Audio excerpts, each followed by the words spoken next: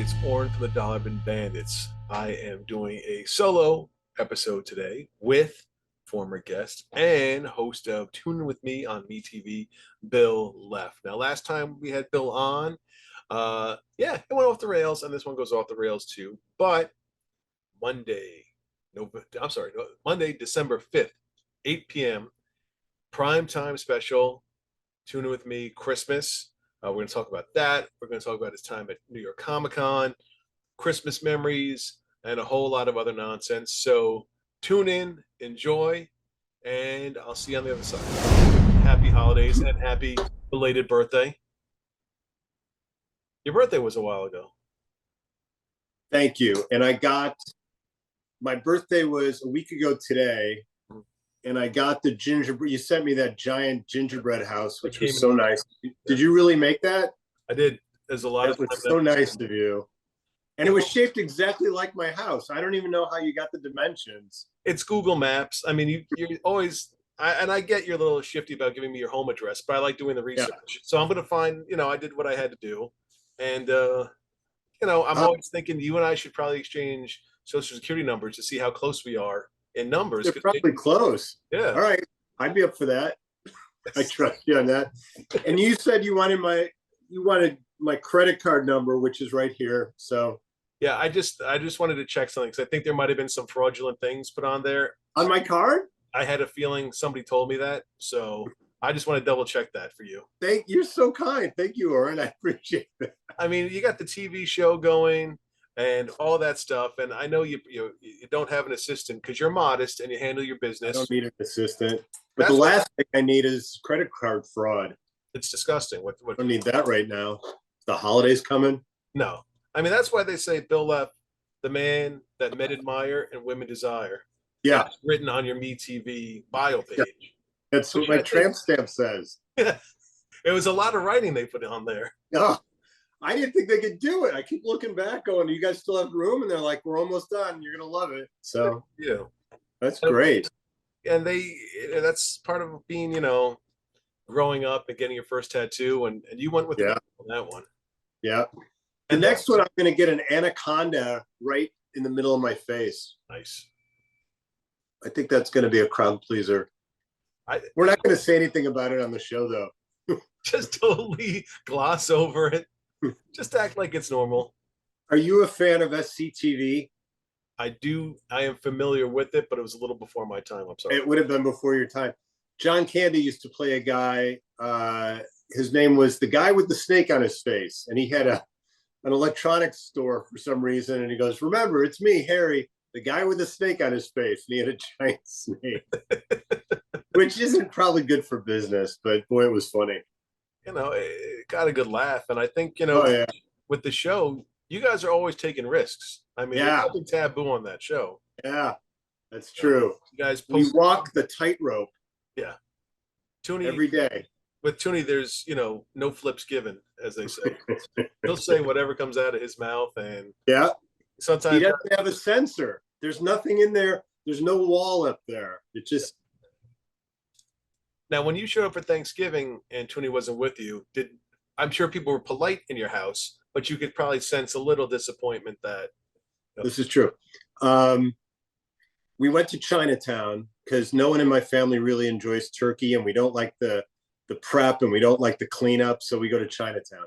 Yeah. And I walked over to the bar. They brought my wife a Coke, but they didn't bring a glass. So I go, "I'll get you a glass." So I run over and I get a glass, and I'm walking past, and this guy just starts pointing at me, and he goes, "Are you a friend of Toonie the Tunas?"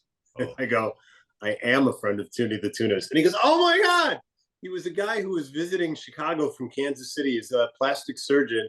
He came in to spend some time with his son for the holiday. And his son goes, "He watches you every day, and we get to hear whatever that episode was." So it's funny you say that because, when it happens big. I really like when it happens. So would you say that that's, most of your fan base, older Kansas City, middle-aged men who eat at Chinese restaurants? It's mostly people in the plastic surgery business who are in the Midwest. Right. And yes, they do. They'll dine out with either their son or their stepson. Gotcha. Never a daughter, never a friend or a wife, but a son or a stepson. it's a niche that when we started, we said, I don't know if we'll ever be able to get this, but let's try. Right. And Now that's it's happening. now, when did you stop hating America? I sorry, I should say start hating America and step on Thanksgiving because for patriots like myself, I Thanksgiving is know. a day about just giving thanks and turkey and Yeah. family. For our But bountiful obviously, feast. right Yeah. around the left house, a little different. When I was on the radio, I tried this once. I said, let me tell you, they knew I didn't like Thanksgiving because it was like a running thing every year is people would either call up and condemn me and just say, I hope awful things happen to you and your family, or they would embrace it and say, finally, somebody's honest enough to say what a lousy holiday Thanksgiving is. So I used to say this all the time. I go, two things you should know about me. Number one, I'm a cannibal. I eat people. If I see somebody and they look delicious, I'll take a bite. And Right. number two, I don't like Thanksgiving. And then the phone lines would light up and everyone would go, how can you not like Thanksgiving? No one would ever talk about the cannibal thing, which is a joke unless you're Army Hammer, in which case he's like, what time is dinner? Yeah. But but it's so weird how people, I mean, that's the one day that people will not mess around with. You better come to Thanksgiving and you better be ready to eat all these side dishes and the cleanup is 4 hours long. I like people. We friends of ours had dinner. I swear, I'm not making this up. At 12:30 in the afternoon, they had dinner. What's wrong with that? I usually don't have lunch until 2:30 or 3, and they were having dinner already. And then everybody goes, and then you got to have a second dinner. A second dinner. That's why America is kind of plump, right there. They shouldn't have two dinners on Thanksgiving or ever. Now, when you grew up in communist Russia, was it common to eat lunch so late, or was that something that just sort Here's of what used to happen, Oren. Chairman Mao would call us up and he'd say, look, I'm in town. right? There's a dictator convention and we got to have dinner early. So he was there. Brezhnev was there. It was so much fun back then. You had a charm childhood. Now, I did. I did. and on December 5th, you're going to have Yeah. prime time. Yeah. Tune in with me, Christmas special. Mm-hmm. Are you excited about that, or are you going to rain on that parade too? No, Okay. just the opposite. I'm Oh, very happy with it. I'm very proud of it. We're finishing it up now. It'll be ready, we hope, by December the 5th, because that's when it's airing. yeah, tight. So let's say December 5th-ish. It's going to be right in there somewhere, but it's scheduled to air December 5th. That's a week from tonight. Well, I don't know. Depends on when people see this. Oh, we're going to put this out on Friday just to give you that little extra. Extra bonus. Yeah. All right.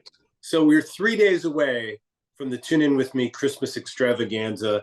And all I can say legally is there's going to be a lot of surprises. And that means I forgot what we booked for the show. That happens. So it'll be a surprise to everyone, including myself.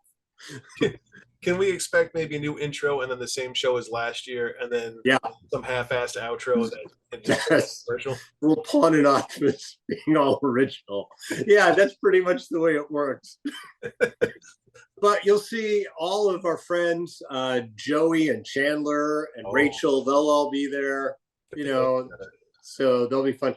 When you were a kid, did you look forward to Christmas specials? Did they mean anything to you when you were a kid? They still do today.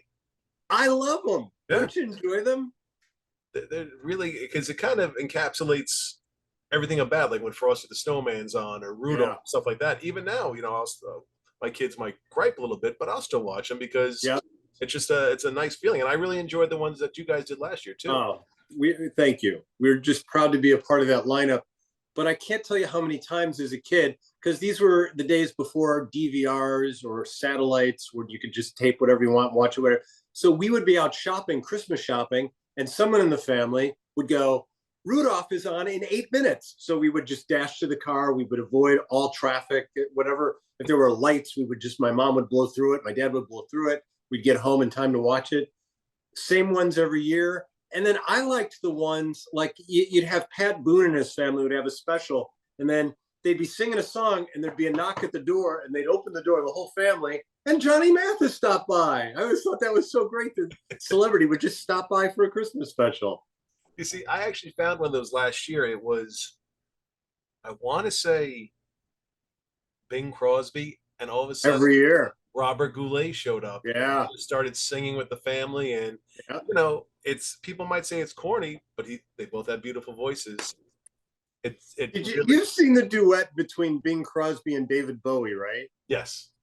I love that. They sing Little Drummer Boy. Yep. So who today, Oren, if they were going to surprise the kids and the adults, who would they get? Who would be like the old singer who's just holding down the fort, and then somebody new who comes in to jazz things up? Who would that be, do you think? I'm gonna go with Tom Jones, and let's Tom Jones. Bad Bunny. Are you familiar with Bad Bunny? Eddie Money? Bad Bunny. Oh, Bad Bunny. Oh, I thought you said Eddie Money. I'm like, no, Bad Bunny would be fun. What? Eddie Money? Who could that be? It's Bad Bunny, kids. You think he'd come at Easter time with that name, but no, he's here at Christmas. And who would be your dynamic duo? Oh boy, Meghan Trainor for sure. You can't go wrong with Meghan Trainor. Sure. And then I would do White Snake.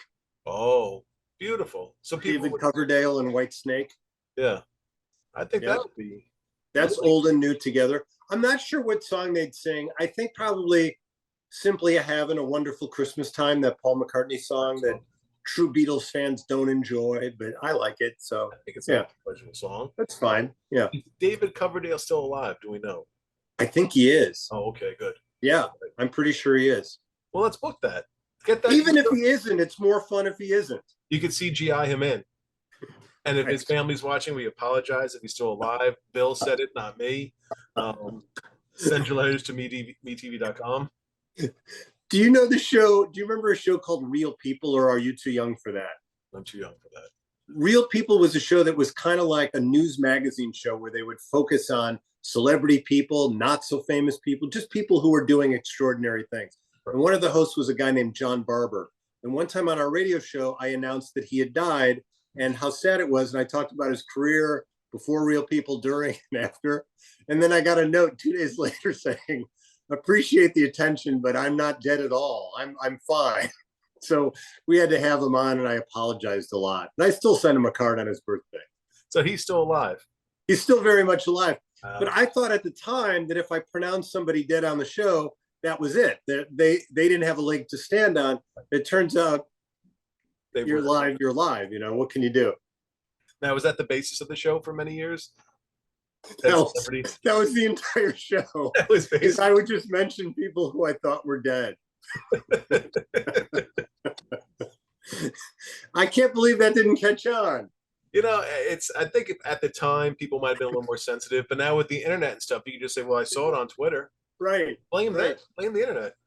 I have to say, and I'm not kidding about this at all, for a long time, I would just mention a celebrity, like out of nowhere, just an obscure celebrity, only to find out days later that they had passed away, like the day I mentioned them or the day after. And that happened like a dozen times over the years, to the point where people would write to me or call and say, could you mention my mother-in-law? Because I don't really get along with her that well.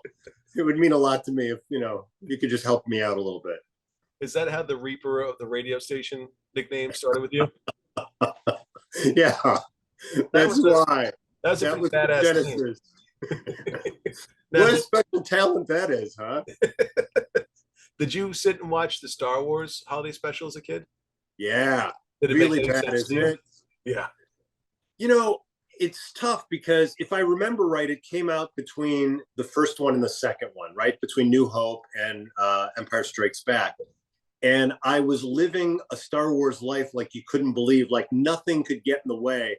And then I watched that special and it made me rethink my life. Like, what am I wasting my time for with this, with Beatrice Arthur and Art Carney? Why? And then I remember like Chewie's family lived in somewhat of like a nice house, and there was a kitchen. Yeah. And it was almost like they were people, but just hairy people. And I always was like, but Chewie seems like, a beast, but a kind beast. But his family seems very, domesticated. Yeah. Yeah.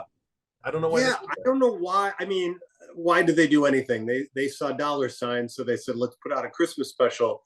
But why wouldn't they do it in the spirit that is the Star Wars galaxy? Why did they make it so awful? Yeah, it was horrible. But you got to say the Life Day song by Carrie Fisher. If that doesn't bring a tear to your eye, you have no heart. You're dead inside. I mean, I still hum it to myself on Life Day. I try to find what Life Day is, and then I try to, sing it with it. Have you ever had a conversation with somebody where even though you don't believe something, like I've had conversations on more than one occasion with people where I tell them that's the best Star Wars thing that there's ever been made. They'll go, no, it's not. And I'll go, are you serious? It's great. They've got music, they've got dancing, it's fantastic. How could you not think that's the best of all time? Well, at least, one person. At some point, I'm going to stop getting invited to anything. The lonely life of right. I do have to say, since you and I last spoke, I never had Disney Plus. That was never one of my cable options or satellite options. Right. And then they had this deal where you got it for a month. You know how these deals work, where they go, you get it for a month for 95 cents. And if you want to renew it, and then you're hooked. So who's going to cancel after a month, right? Yeah. So I have since seen The Mandalorian, and I've seen Boba Fett, and I've seen Obi-Wan Kenobi and stuff like that. I can't believe how great they are, because I've not been a fan. I love the first three movies, hated the next three movies, indifferent towards the last three movies. But now these on Disney Plus are fantastic. I love them. Did you watch Andor? Not yet. That's coming. People are very divided on that. I thought it was absolutely boring. Did you really? I thought there were some decent parts to it, but it didn't feel like a Star Wars. It wasn't any kind of fun to it.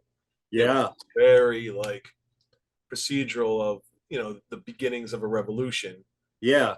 But it just wasn't fun for me. But a lot of people absolutely love it. But that's what I like so much about the other versions, the other TV shows, is the fun that I think was missing, especially in episodes 1, 2, and 3. Yep. The fun was back, and you were rooting for people, you were rooting against people. You had guest stars that you didn't think would show up. Like I never thought Bill Burr would show up in Star Wars. He was awesome in it. Yeah, I've had a bunch of friends as guest stars on various episodes. And I see those guys, I'm like, oh my God, you're part of the Star Wars galaxy. What's better than that? It's so much fun to see that. I did think it was interesting with Boba Fett, where all of a sudden they shoehorn the Mandalorian in. Yeah. Then there's Luke and Baby Yoda, or Grogu, I should say. And then you kind of forget that you're watching Boba Fett. And then when he comes back, you're like, oh man, why is he back? I want the Mandalorian. Right. You're like, oh, okay. I thought I was on the wrong show. I'm like, I plugged in the wrong show again. I'm watching Two Broke Girls. What happened? How did that happen? No one's there to help you anymore with that? They won't. They're here. They just won't help me anymore. they hear the confusion and the buttons being pressed, but they're just like, you know what? He's got to figure it out himself. Let him learn on his own, or he'll never learn. Now, is your TV like this, or when we have a controller for our TV, a controller for our satellite, and another controller that I don't know what it does. It gets all the various systems. It gets like Paramount Plus if we want that or whatever. Yeah. So to make any show actually materialize, you have to hit a series of codes and buttons that by the time it's over, I'm too tired to watch anything. Satellite. I know. Well, I thought you were doing better than that, Bill. Well, for a while, I was having the actors come to my house and do it in the living room. That was when things were really good. You were just throwing money out there. Yeah.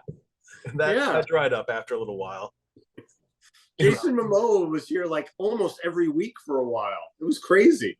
And he charges a good amount. Oh, yeah. So expensive, that Momoa. There's a lot that in the travel and all that stuff. It adds up.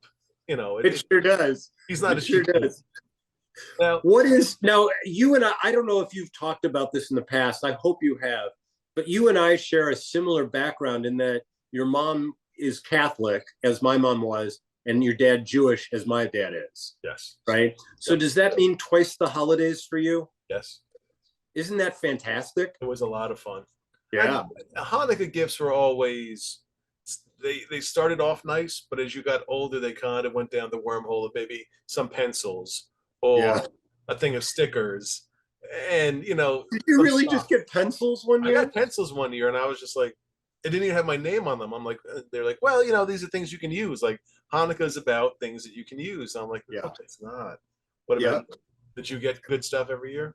Not only did I get good stuff, but we were told, and you'll know this more than me. I just went with it that the older child gets better stuff, and then it trickles down. And I'm the oldest, so I was all on board with that. I thought, yeah, that's of all the rules I've ever heard, that's the best rule. See, So whereas my brother was getting pencils, I was getting, a bike and stuff like that, which you can also use. it's that way when you get older and you don't need it anymore, you can pass it down to him. So Yes. it's really a gift for him. You were just breaking it in. Yes, it was. What's the Making top? sure it was safe for him. You were the guy, the safety inspector. What's your top three favorite gifts you ever got, toy wise? Yeah. No, I'm asking you. What are your top three? All right. I got, and I have it in this room that I'm in right now. There's a company called Elastalin. They're in Germany, and they make castles and knights and soldiers too. But there was in the department store, I grew up in Chicago, and our biggest department store at the time was Marshall Field's. And we would go in at Christmas time, and I would just stare at this castle. It was in a display case. And this is true. One year when I went to visit Santa, who was there at the department store, I was explaining to him which of the three castles I wanted, because the last one made a gigantic castle, a smaller castle, and a smaller one. I wanted the gigantic one.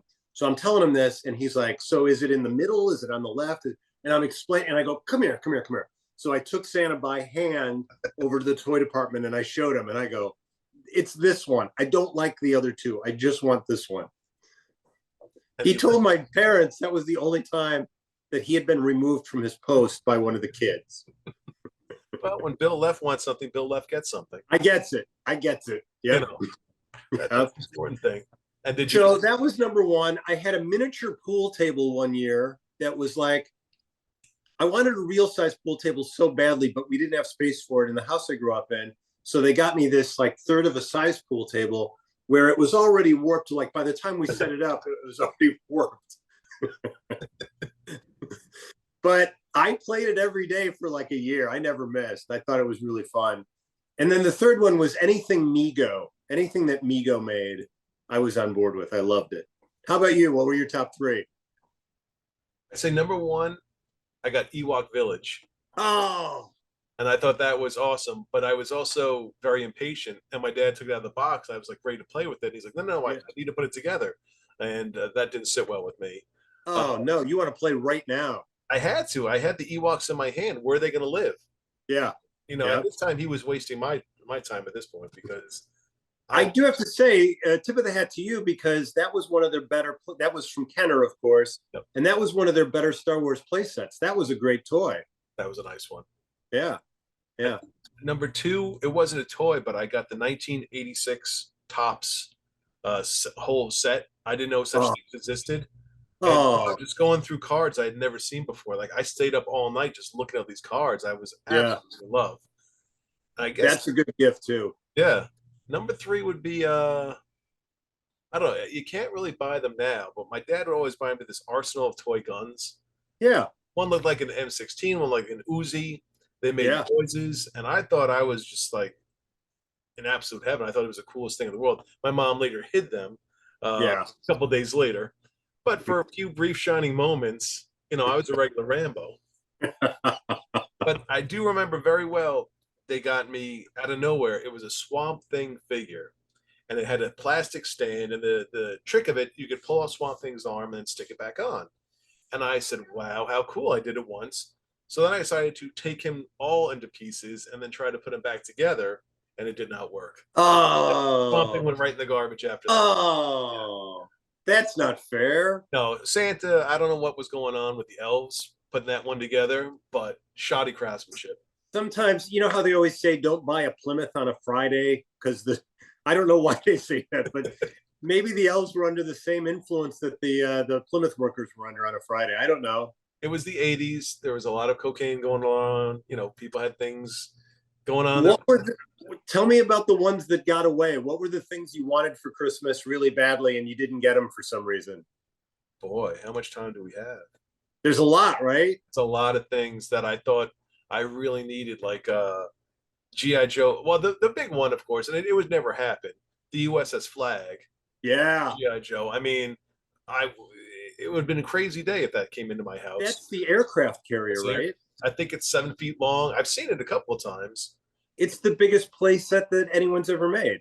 It's a beauty, but you Yeah. also need to, find the space and then put the planes on there, and it has like a Yeah. radio you could talk into, and oh my gosh, Wouldn't that have been fun to play with? that would have been fun to play with. I don't know where my parents would have gotten the money for that. That would have been another conversation because I think it was like $200 at the time, which is At about the time. $500 to $600 now. Yeah. Oh, that's a stunner right there, though. What about you? I had so many. One of the things I wanted really badly. Do you remember Big Wheels and Green Machines? I remember Big Wheels really well. Big Wheels were the more popular version. Green Machine came at the end. It was a bigger version. Well, I was too old for those. I just missed them. But every kid in our block had them, and there was like it was like they were the Wild Bunch on Green Machines, terrorizing the neighborhood. And then there was a game. There was a toy called Silly Sand, where in the commercial it looked like you could make castles and stuff with sand, but in reality it was just flat out garbage. But you couldn't. When your parents would tell you that, you couldn't trust them. And then I remember going to somebody's house, a friend of my parents, and they had stains all over their carpet. And my mom said, "What? You don't have a dog? You don't have a cat? What are these stains from?" And everyone in the family at the same time went, "Silly Sand. It just ruined your carpeting." Yeah. Well, shame on them for not, having the kid put it on the table. That's Why are you true. letting them play on the carpet? There's a table there. Put some paper on the table. Oren, I swear, I'm going to call those people up right after you and I are done today and tell them, I know some time has passed, but you really made a mistake on your end. It wasn't the kid's fault. It was your No. fault. You drop the Yeah. ball. That's lazy parenting, and really tear into them. I mean, let them know that Right. it's something that is Right. really built up inside you for years. Well, they're older now. They're in their 70s or 80s, but I still think the message needs to be delivered. Yeah, you can't let that slide. Not in any way, shape, or form. Not today. No, Uh-uh. not in this Uh-uh. generation. I did have to say about Big Wheels. Do you remember they Yeah. had a Knight Rider one, and it had like the kit front, and you could pull something and it would spin, and oh, Yes. it's gracious! What Yeah. a beautiful toy that is. There's kids near me who have like a Jeep Grand Cherokee, but it's made for 6-year-olds. But it does. I mean, it doesn't go as fast as a real Jeep Grand Cherokee. But every time I see it, I went, if I had that as a kid, no one would ever see me again. I would just head towards the horizon. You'd hear stories about me years later. There was a kid, he just had a little Jeep and he just drove off into the nothingness. Well, see, my parents got my kids one for $20. It's a pink Cadillac Escalade, but the radio works in it. And I remember putting on the radio, and I was like, "Guys, listen! You can listen to the radio." Like, so what? And I'm like, "No, but it's a radio. Like, you can listen." And they got it for $20. $20 at one of their neighbors had a tag sale, and they said we just need this. Like, you give us $20, and so. Wow. Yeah. I got to start getting the penny saver again. You should. I need that paper in my clutches. This is the time to really stock up and get those good deals. How much decorating do you guys do? Oh, a ton. You do a lot? If you ever looked at my Facebook page, since we're friends on there, you would have seen it. But I mean, I don't expect.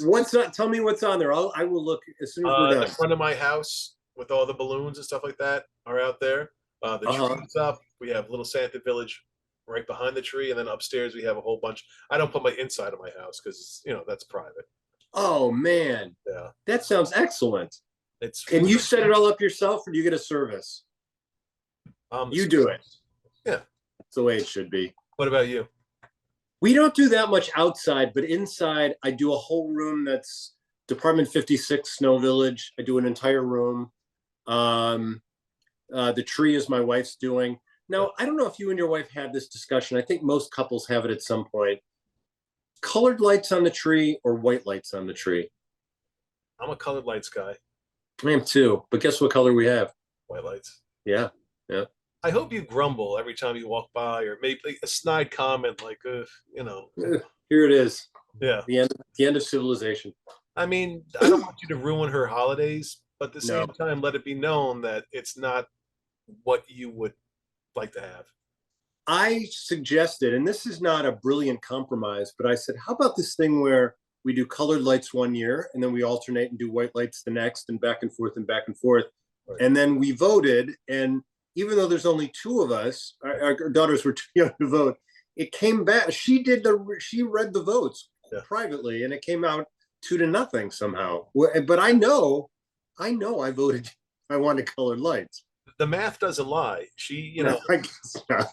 I don't think there's any gerrymandering going on. It seems like maybe you got caught up in stuff, or maybe, We invented the rigged election, and that was my family who invented that. that's the days when being, a functioning illiterate hurt you a little bit, because you probably just checked off the first thing you saw. And I did. I checked out the first thing I saw. If I had learned to read, you'd see a different tree downstairs.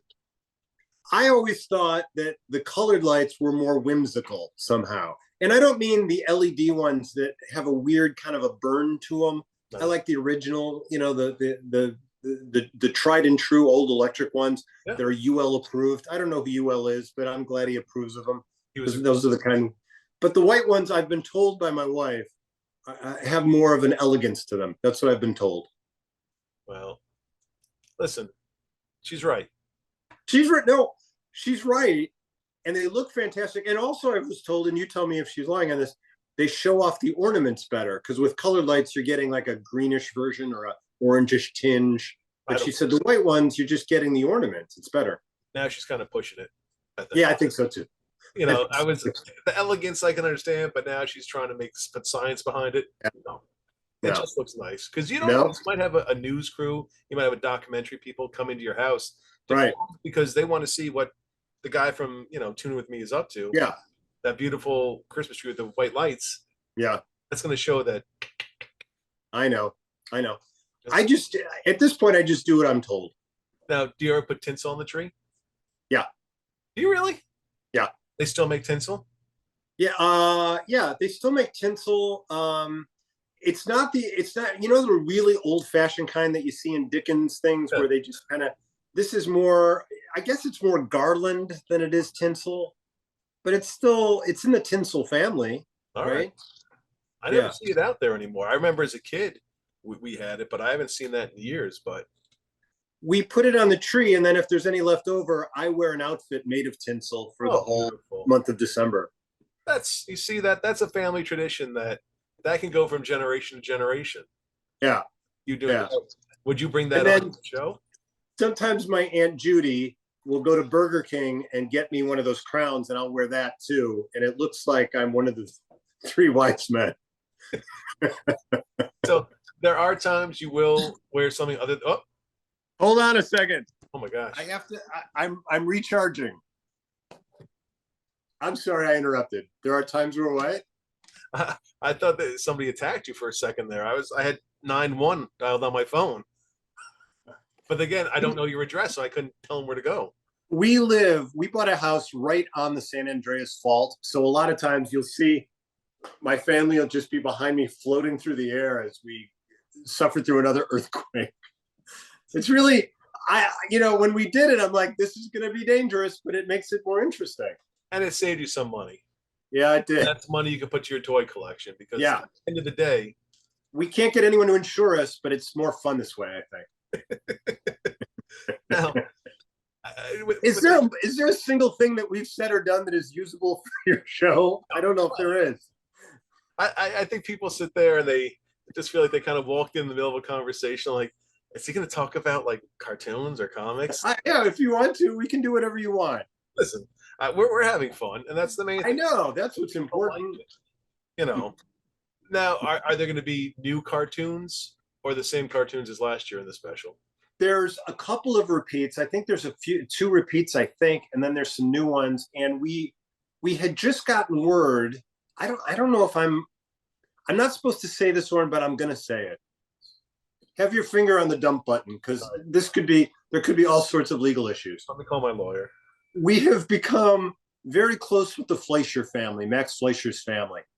And Max Fleischer's granddaughter and people who work alongside of her are restoring a lot of his very early work. Some stuff that's found footage that they didn't even know was out there is coming in from various places, sometimes overseas, sometimes locally. So we found out that we've got, I think it's the first time the restored version of two of the Fleischer classic holiday cartoons will be shown. So we didn't know we had that, and we filmed the special. Then all of a sudden we had that. So now we're filming new scenes around it to accommodate those two cartoons. So that'll be cool. And I got to see them. I was lucky enough. They did panels at both the San Diego and the New York Comic-Con, and I hosted those panels. And they showed some of the footage, the Fleischer restored footage. And it's so crisp and clear. And it's such a treat for your senses, because even if you've seen this stuff before, you've probably seen it just on TV and you've seen old beat up versions. They're 100 years old already. Some of those are 100 years old. So to see them restored in all their glory is just such a beautiful thing to see. So yeah, we'll have those. And former guest and someone we both know, Ray Pointer, who's, you know, the king of Fleischer cartoons. Yeah. Boy, does he know his stuff. Woo. He really knows his stuff and doesn't like it if you don't. That's why our interview lasted 10 minutes. I was like, so like Scooby-Doo, right? And he was like, and then he just kind of stormed off, and I just sat there like waiting for him to come back. There were people at both San Diego and New York who would ask questions that Ray felt didn't even deserve an answer, and he would let them know that was an inappropriate. He doesn't say an inappropriate question. He just gives you a gaze, like, all right, we'll talk about something slightly more important now. But he's such a good guy and so incredibly knowledgeable that I'm in awe of people like that who just have that encyclopedia spinning in their heads. 100%. Now, how was New York Comic-Con? I'd never been to all my life. The only ones I'd ever been to are the ones here in Chicago, which are fine. But the one in San Diego has more industry people. Like if you've got a movie or a TV show or a book to sell, you're going to show up to San Diego. And New York just has this hardcore comic fan base that was so refreshing. I mean, I got to talk to all these people who really, really live and breathe comics, and that's all they want to talk about. I mean, I love that. That's just fun. I mean, it's a convention of all the like-minded. I mean, I guess any convention you could say that about, but these guys, they dress the part, they breathe the part, they live the part, they love it. Now, do you ever, I mean, this is an honest question for any folks who are there, but do you ever get time to walk around there at all? Yeah. Oh, yeah. Yeah. They structured it, especially in New York, where each day the focus was on something different out of the 5 days. So the first day it was Lost in Space, and we had Marta Christian, who played Judy Robinson, was there, and we had the robot was there, from Lost in Space. And all right, so that day I was only on half because I started the day with her, and then I was off the next half day. But every day was a different focus. So on the days that I wasn't in the booth or doing these panel discussions, I could just walk around, and it was so much fun.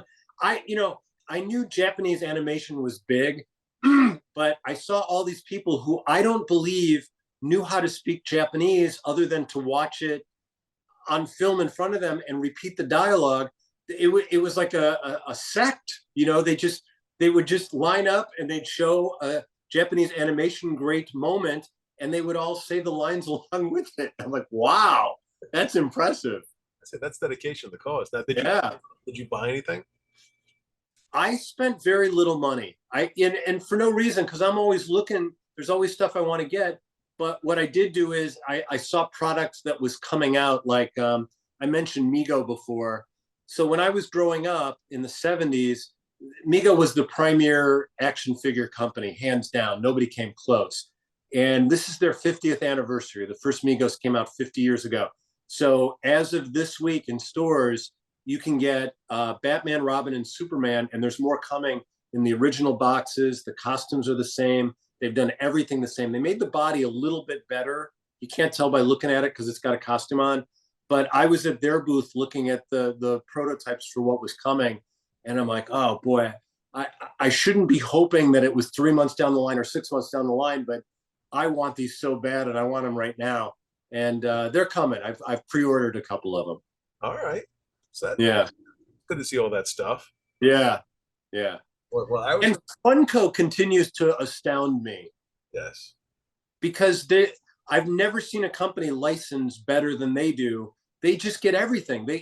If 3 people like something, it could be anything. They make a Funko Pop out of it. And that used to be called bad business. People go, well, nobody's going to buy this. Nobody knows who this guy was on one episode of Scott Pilgrim. You think anyone's going to buy it? Sold out. Yep. I know my son. It goes from like Doctor Strange. He's got a Ronald McDonald one. He's got like a gingerbread Captain America. Yeah. Like you said, like you see these walls and walls and walls, and people like they're very serious about their Funkos. Like It's amazing. yeah. I mean, they're making money hand over fist over there. So Funko Pops sell for, when they first come out, on average $10 to $12, right? But some of the early ones and the rarer ones are up in the $500, $600, $7 range.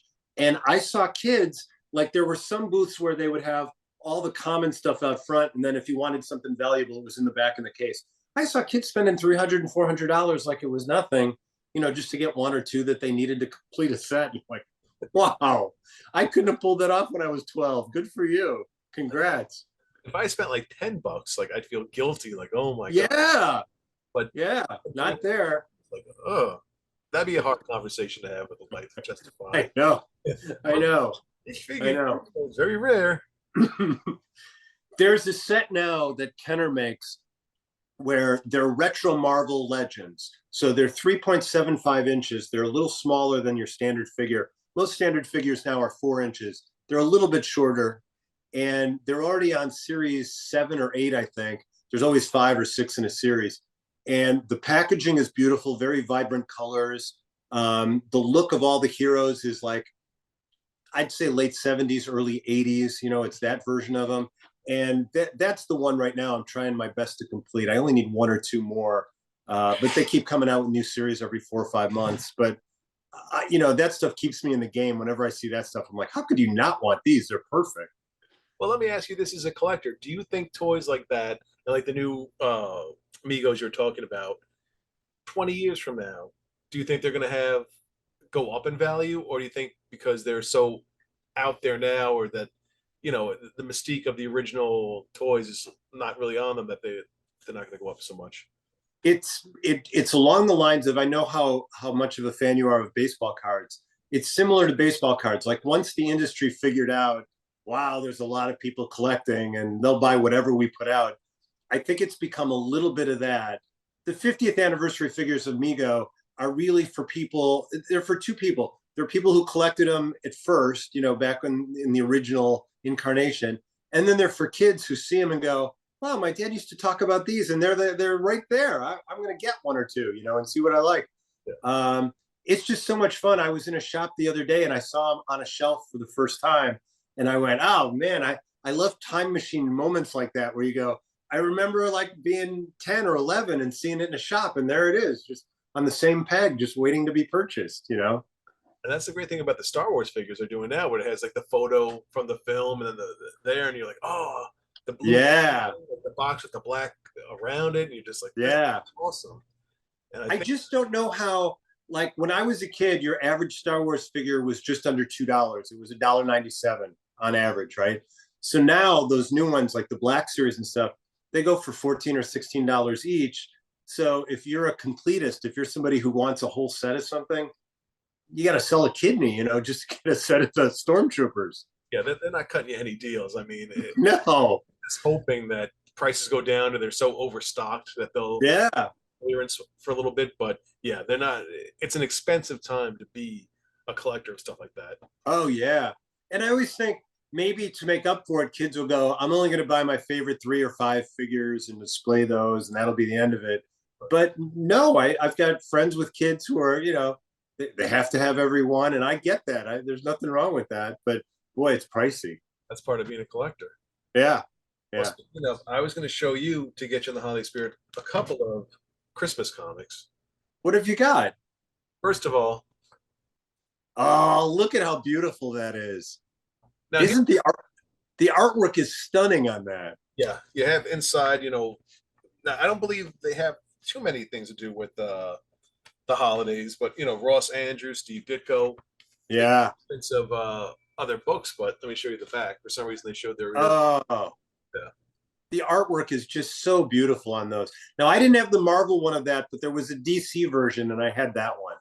Yeah, these are awesome. And you can still get them pretty cheap. I think I paid $10 for this. Oh, that's not bad at all. Because I mean they're hard to store, so folks are just sort of like, I don't know what I want to do with this. But so that's one. Now here's Or one. I always like that pose that Thing and Hulk are in, where it looks like they're running and punching at the same time. That's what they do. And the Hulk has these beautiful blue eyes. I don't know if you can see that. Yeah, he does. You can swim in those. They're like oceans. I know people talk about Frank Sinatra being old blue eyes or Paul Newman. Incredible Hulk. Yeah. And quite the voice too. I mean, Yeah, Frank was a lot of press. he put out some great albums. You talk about, capturing the essence of Vegas. It was the thing. Well, when he was in a band that became Green Day, and they're Green Day because of the color of him. Right. He named the band, and then he left to fight crime. And they're like, oh, great, now we need a new bass player. But they did all right. People don't talk about that in the alternative revolution of music, but the thing was a big part of it. Now, here's one for you. I don't know if you remember this. Santa Claus. No, I've never seen that. So here's the story on this one, and it's an awful story. I hate this movie. I can't stand it. It makes no sense. It's not good. No. I remember as a kid, McDonald's in their Happy Meals had a Santa Claus the movie tie-in, and the boxes you could punch out the reindeer and Santa, and it came with little books about a little bit about Santa Claus the movie, but mainly about Christmas and stuff. And I love that so much that for some reason I keep telling myself that Santa Claus the movie is an important part of the holidays, but I get 20 minutes into it and I pound my fist and I walk away. It's just not good, and it could have been great. There's one good line in there where one of the elves talks about having elf respect. That's about it. Well, it's the same folks who made, I think, Supergirl and Superman 4, I think. Yeah, that would make sense. And the last, now this is going to be right up your alley, I'm thinking. Oh, yep, that's so good. Now he's on, I believe, possibly a nuclear missile. Yeah, he is definitely on a nuclear missile. And that was the fear back then. We were all a little on edge, I think, in the 60s and 70s that things could take a turn. But you know what? It's got stories and games and puzzles, Fallout Shelter designation. It's the same nuclear missile from Dr. How I Stopped Learning to Fear the Bomb. Yes. Oh. Dr. You Strange. can do it. What is it? Dr. Strangelove. Yes, thank you. Yeah, same missile. How did we blank on Dr. Strangelove? I think anytime we see Rudolph and that beautiful shiny red nose, our minds just go to a simpler time. I knew the actor's name is Slim Pickens. I knew that, but I couldn't come up with the title of the movie for some reason. We all knew Slim Pickens. Everybody knows Slim Pickens. I mean, there are hardly any movies out there that don't star Slim Pickens. Who played Santa Claus in that Santa Claus movie? Do you remember? He passed away not that long ago.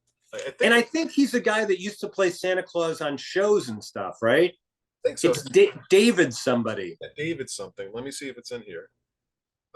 David Huddleston. David Huddleston. Yeah. This Meredith was in this. He was the Penguin. In the movie, he showed up as the Penguin. Quack, quack, quack, toys. Quack, quack, quack, quack. It's a fool's paradise. Come on, make toys for this guy, John Lithgow. Like, oh, all right. But one of my best friends, Leo Benvenuti, is one of the writers of the Santa Claus movies, the ones that Tim Allen did. And it's so cool to see his name up on there. You know, whenever I see that movie, it's just so great to see his name. He and his writing partner wrote that years ago. They did parts 1 and 2, but they didn't do part 3 or the new version that came out on TV. Right. Nothing to do with that.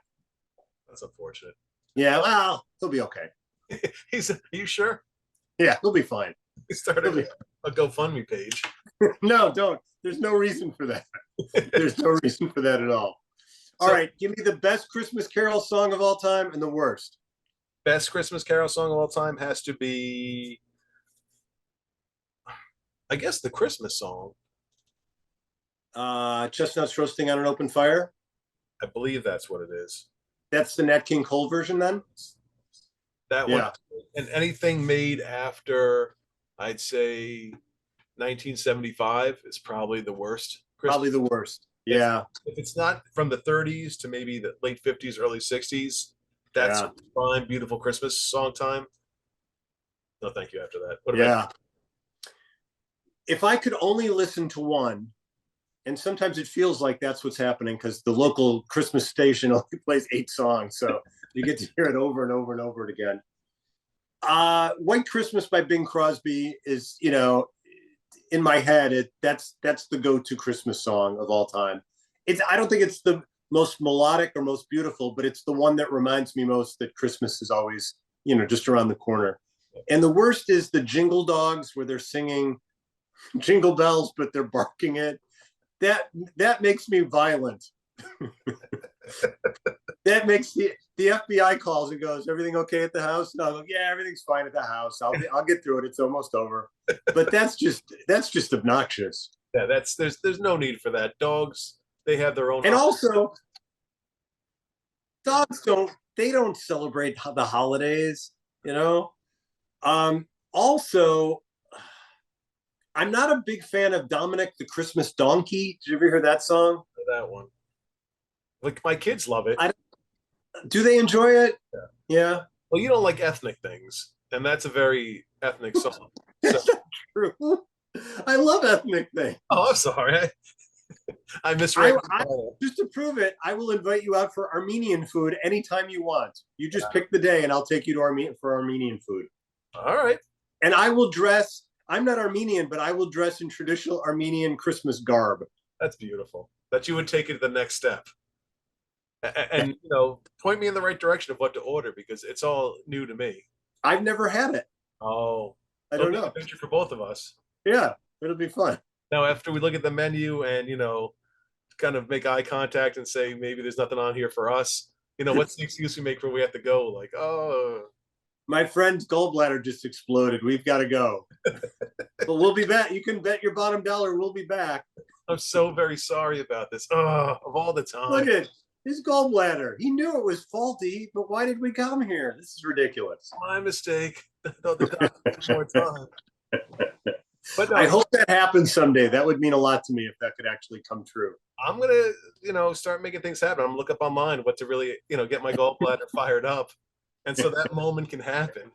My medical bills and stuff we'll deal with later on, but those take care of themselves. Don't you worry. I think it's paid for, with the stuff like that. It is. I believe Dominic the Donkey is on the lower end of this. It's just very confusing why Santa and a donkey would be, hee-haw, hee-haw, and stuff like that. And then don't they keep saying jingity jing? Yeah. Jingity jing, hee-haw, hee-haw. The Italian Christmas donkey, jingity jing, hee-haw, hee-haw. That's a good time. You sure know a lot of the song. I know a lot. Yeah. Also, do you remember like the first time you heard Grandma got run over by a reindeer and you went, "Oh, that's kind of amusing." But then by the 3080th time you heard it, you go, "Oh, please, never again. Please, I'll be good. Please." And then when they made I think they made a Christmas special of it. They did. They took that little song and made a whole 1 hour, 90-minute movie. And the thing is, I love my grandparents, so that I wouldn't ever want to think about them. It would be tragic if that were to ever really happen. Imagine an elderly woman being trampled by a reindeer in the middle of the street in the snow. What's fun about that? Horrible things like that happen. Awful. What, I want my grandfather mauled by a bear, or my aunt? No. Although it would take him out of his misery from losing your grandmother, so in a way, he kind of prayed for a grizzly to show up and do what he couldn't do himself. But right, of course he did. He let the trash. All right. So now that you say it that way, it's not the worst thing in the world. I think that I'll have to reconsider and listen to that song. Now, when is it acceptable for you to listen to Christmas music? I usually start. The village that I set up, the Snow Village, takes about 2 or 3 days to set up. Yeah. So I will put Christmas music on while I'm setting it up to just kind of get me in the mood, get me in the atmosphere, But on the radio, I've worked at stations that used to start playing it the day after Halloween, So I like it December 1st through the 25th, and then that's all. You disagree? I put it on the day after Halloween, November 1st. Do you really? Yeah, my kids and I have a contest to guess which is the first Christmas song. Yeah. Here, and then we go from there. Because why why condense Christmas to 1 month when I could spread Yeah, it could be longer and better. You're right. I will say that January 26th, I don't listen to it anymore. That's it. I can't. It's too painful. I think that might be too long. You think? Yeah, Well, you yeah. also hate Thanksgiving, so fun with you. I'm And not the biggest fan of Thanksgiving. I mean, are you also the one that like decorates your tree on like Christmas Eve just to get it out of the way and that's it? No, I love it being up, and the house is very festive. I mean, I really do enjoy it. I have been. Have you ever seen? You've seen the play version of A Christmas Carol, right? Did you ever go? You know how like anytime they do a Christmas play, it always starts in October or November, and it runs through like the first week in January. But if you've ever seen A Christmas Carol after Christmas, everyone looks so sad and depressed. It's awful. Don't go after Christmas. If you're going to see a Christmas play, see it between November 25th and December 25th. That's your optimal viewing. If you go after Christmas, it's awful. It's pointless.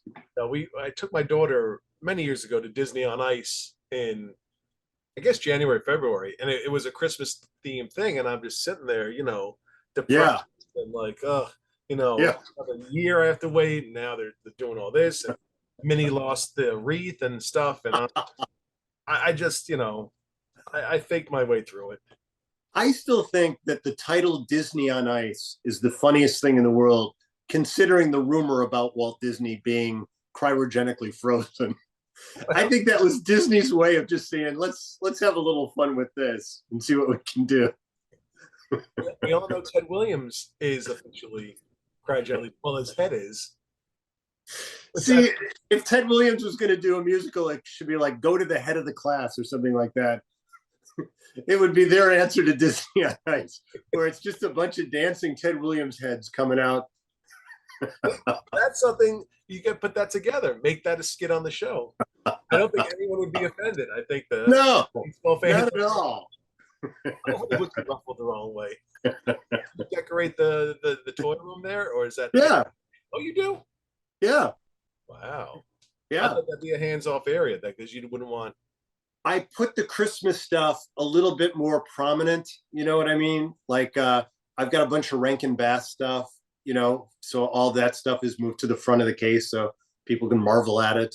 Wait, like original, like from the. No, I know there's a guy named Rick Goldschmidt. I don't know if you know Rick or not. He's the archivist for Rankin Bass, and he has the original puppets and dummies, that they'd move around, and it's I mean, they're kind of old and beat up. We're used to seeing them in their glory, but just to have them, that's such a part of Christmas memorabilia that is magical to own, and he's got them. Not for long. No. When does he go on vacation? This is the long con. You make friends with him for many years, and then Right. you go out to dinner to the You Armenian. swoop in. Yeah, and then I'll come and grab them. All right. That seems right. All right. That's fine. I can do that for you. See? Well, sir, I want to thank you again for taking. Thank you again, Oren. This is fun. Come on, stop it. Come on. Oh, and by the way, well, during this Christmas special, maybe a vignette about Hanukkah for guys like us. Any Hanukkah cartoons we can look forward to? Don't tell me no. Don't tell me no. Yes. Oh, there are. Nice. Yeah. Are these hand-drawn cartoons that seem believable? Flip book that you had together. It was always upsetting, and you lived it the same way I lived it. If you ever worked in a building that would decorate for Christmas, like for a while I worked at ABC 7 here in Chicago, and they would do this huge Christmas pageant display on one side of the room and a little table with a menorah on the other side of the room, and that was it. So here's a true story. Many years ago, I went to the Yankee Candle factory outlet in Massachusetts, and I was looking around and stuff like that. And like you said, there was one table in a dark corner that was, and I opened up one candle and it said Hanukkah nights, and I smelled it. It was just regular wax. Oh no! Smelling it. It's just a white candle in a blue jar. At least they didn't try to put lock. What makes this candle different from all others? Did you say that? I did. Then I filed a lawsuit. I said I won't stand. Sometimes to make us feel better, in addition to a menorah or a dreidel, they'll also like haphazardly put up a string of blue lights just to get it done, just to say, look, we put our effort out. Yeah. If you like it, fine. If not, fine. We did what we could do. Yeah. No, yeah. At least they tried. But if you didn't make it in this year, because I know you wrap things up, maybe during the credits, a little. Yeah. I think this is Happy Hanukkah. I think that's the least we can do. Yeah. And you're the shot caller on the show. We should do what? You're the shot caller on the show. Oh yeah. I mean, it's the Bill Leff show. Right. Well, they've told me that it does not. They've explained to me that that is not what it is. But I can suggest things. I can always make a suggestion or two. There's a suggestion box for the help. Yeah. And there's a garbage can right underneath it. There's no bottom on the suggestion box. We throw it in there and then magically it gets recycled. I don't know why. And I was also hoping this would be the year that the MeTV store would have some Bill Leff merchandise. Not yet. Again, here's an exclusive. They are definitely looking at it for next year. What? Yep. They're definitely looking at, not of me, but of the show. Not just me. Yeah. Well, copyright things and stuff like that, to get your image on there would probably be a lot of lawyers and a lot of money. That would be great. Let's go with that. All right, I'm in. I'm definitely in. Because I mean, I have my Svengoolie bobblehead. I'm waiting for the put the Bill Leff one next to it. But... Oh, they're making. Look at what you've seen this, right? This is a Svengoolie action figure. Yes. Right. So they've got 3 different versions of that. One with a coffin. One where he's just like ordering tea. I don't remember that even happening on the show, but they have that. That was an extreme episode. That's for the real hardcore fans. Right. Right. So there's stuff out there for his show, but we're fledgling. We're new. Well, when the Bill Leff keychain comes out, mark me down for 2. All right. Because if I lose one, I just have a backup. I'll wait till it's on clearance or on sale. All right. But I definitely, once it's there, then I'll definitely buy it. All right. Well, thank you, Oren. That's very nice. I appreciate that. Well, everybody tune in Monday night, 8 o'clock. Yeah. The MeTV holiday primetime special. Consult your local listings for time and place in your area. Right. I'm sorry. Yeah, don't go by my thing because you live in a different time zone than I do. Yeah. I live in the 1940s, so who knows when it'll be on. I just know that President Grover Cleveland and I are going to watch it together. The radio show version, it misses a few things. Yeah. The subtleness of, the physical humor that you guys do. But still, it's theater for the mind. You do what you can. All right. So we are back. Yes. That conversation went all over the place. That's why I love talking to Bill. You just don't know what you're going to get. That was really cool, him talking about the Migos, the new line coming out, the exclusive that they have some now unearthed Fleischer cartoons. That should be really interesting to see. I don't know if they're going to be at the Christmas special, but maybe down the line a bit. We'll see them as well. So that should be cool. Bill, thank you again. Always a pleasure to talk to you. I hope you all enjoyed it. If you did, like, subscribe, tell your friends, rate, review, all that stuff.